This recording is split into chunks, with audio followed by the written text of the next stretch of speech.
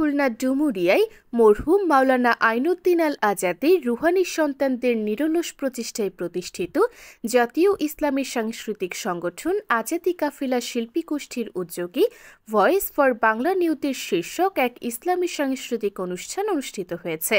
শনিবার সন্ধ্যা ৬টায় উপজেলা মডেল মসজিদের হলরুমে আয়োজিত এই অনুষ্ঠানে সভাপতিত্ব করেন খুলনা ছোট বয়রা কলেজ মোড় দারুল ইমান ইসলামিয়া মাদ্রাসার মুহতামিম মুফতি ইলিয়াস জাহানাবাদী। প্রধান অতিথি ছিলেন বাংলাদেশ খেলাফত মজলিসের মনোনীত খুলনা ৫ আসনের সংসদ সদস্য পদপ্রার্থী ও আজাদী কাফেলা ডুমুরিয়া শাখার উপদেষ্টা পরিষদের সভাপতি অধ্যাপক মুফতি আব্দুল কাইয়ুম জমাদ্দার। বিশেষ অতিথি ছিলেন ডুমুরিয়া মডেল মসজিদের ইমাম ও খতিব মুফতি আব্দুল মালিক, সাবেক পুলিশ কর্মকর্তা এম কামরুল ইসলাম। এছাড়াও উপস্থিত ছিলেন বিশিষ্ট ব্যবসায়ী আলহাজ শাহজাহান জমাদ্দার, বিএনপি নেতা সরোয়ার মোড়ল, হাফিজ তৌফিকুর রহমান, উপদেষ্টা আলহাজ সৈয়দ মোহাম্মদ আলমগীর হোসেন, উপজেলা শাখার পরিচালক সৈয়দ মোহাম্মদ শাহাদ বখতিয়ার, সহকারী পরিচালক হাফিজ আবু ইউসুফ প্রমুখ। অনুষ্ঠানের প্রধান আকর্ষণ ছিলেন মদিনার বুলবুলি খ্যাত সঙ্গীত শিল্পী দাউদ আনাম। বিশেষ আকর্ষণ হিসেবে উপস্থিত ছিলেন জাতীয় স্বর্ণপদক প্রাপ্ত কারি হাফিজ মোহাম্মদ জাহিদুল ইসলাম ও অ্যাডভোকেট রকুনুজ্জামানের শিষ্য আব্দুল আলেম। অতিথি শিল্পী হিসেবে পরিবেশনা করেন কলরন, আল আজান, স্বপ্ননূর, আলোড়ন, দরদি কাফেলা, মাদানী সাহিত্য কাফেলা, রাফি হামদান শিল্পী গোষ্ঠী এবং খুলনার অন্যান্য খ্যাতিমান ইসলামী সঙ্গীত শিল্পীরা। অনুষ্ঠান পরিচালনা করেন আজাদী কাফেলা শিল্পী গোষ্ঠী ডুমুরিয়া শাখার নির্বাহী পরিচালক হাফেজ হেলাল উদ্দিন। শুরুতে পবিত্র কোরআন থেকে তিলাওয়াত করেন হাফেজ তৌফিক হাসান।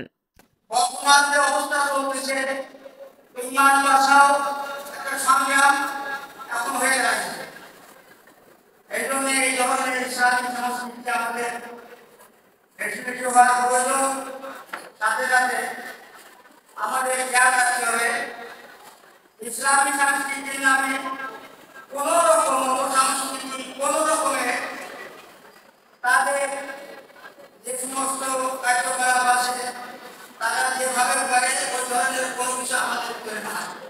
এখানে আমি এসেছি আমার অন্তরের টানে এবং আমার ইসলামের ভালোবাসায়। আমি শুনেছিলাম কাজী ভাইয়ের কাছে এখানে এরকম একটা অনুষ্ঠান হচ্ছে, তাই আমি এসেছি। এসে দেখলাম আসলে অনেক মনোমুগ্ধকর এবং প্রাঞ্জল একটা অনুষ্ঠান। আমি যখন কোরআন তেলাওয়াত শুনছিলাম কারি সাহেবের কাছে এবং যাদের কাছে আমি ইসলামী সঙ্গীত শুনছিলাম, শুনে আমার মনটা অনেক ভরে গেছে। আবার আমাদের মোহতারাম সাহেব বলছিলেন যে আমরা নবী তরিকা থেকে আলাদা হয়ে গেছি বলে ইসলাম আজকে এত পিছনে পড়ে যাচ্ছে। এটাও সত্য, কিন্তু আরো একটা কারণে মুসলমানদের পিছনে চলে যাচ্ছে, সেটাকে আপনারা চিন্তা করে দেখছেন? সেটা হলো মুসলমান জাতি জ্ঞান বিজ্ঞানে পিছিয়ে যাচ্ছে। জ্ঞান বিজ্ঞান যদি উন্নতি না হয় তাহলে কি করে আপনি ইসরায়েলের সাথে যুদ্ধ করবেন? ইসরায়েলের সাথে যুদ্ধ করতে গেলে আপনাকে জ্ঞান বিজ্ঞানে উন্নত হতে হবে, অস্ত্র বানাতে হবে, বোমা বানাতে হবে। আপনি কি ঢিল ছুঁড়ে পারবেন? তাহলে প্রথমে কি দরকার? ইসলামের তরিকা দিনে জ্ঞান বিজ্ঞানে মুসলমান জাতিকে উন্নত করে তোলা। ডুমুরিয়ার কিছু আজাদী কাফেলা তরুণ ভাইরা এই ইসলামের সাংস্কৃতিক অনুষ্ঠান করেছে, এটা কি আপনারা চান না চান না? আলহামদুলিল্লাহ, আমাদের যদি আপনারা উৎসাহ দেন, প্রেরণা দেন, তাহলে তারা প্রত্যেক বছর এমনটি করবে এবং আজাদী কাফেলা মানুষ তৈরি করছে এখানে তার সুসংখ্যান ইসলামিক সংস্কৃতি অনুষ্ঠান।